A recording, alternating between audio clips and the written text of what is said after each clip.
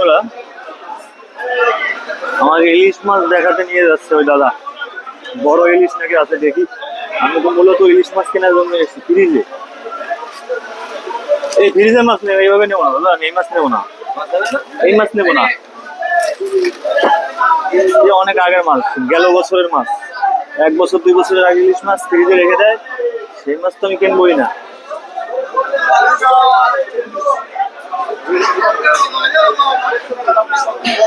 ওই গলিটায় যাওয়া যাক, ইলিশ মাছ পাওয়া যায় কিনা। 1 বছরের আগের মাছ ওটা, আমরা জানি। করে কাতলা মাছ গুলো দেখো, কাতলা মাছ, বড় বড় মাছ। এখন তো জুম করে দেখাই।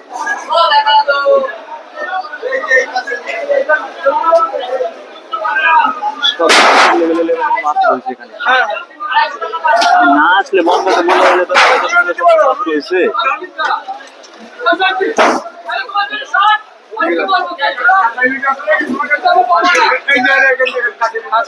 দেখান তো, দেখান 1-1.5 কিলো 2 কিলো 900 গ্রাম চাই যাবে বাংলা মাছ, 900 গ্রাম চাই। দেখান। হ্যাঁ, দামটা আগে শুনে নেন, 2600 টাকা দাম কিলো। দেখি তো দাম আগে আগে পেলাম আমি এখান থেকে ক্ষতি করে আপনার ওখানে যাবো, আপনি কম বললে থাক, তার মধ্যে নেই। ওই বাজারে না, এই বাজারে আছে 2600 টাকা দাম।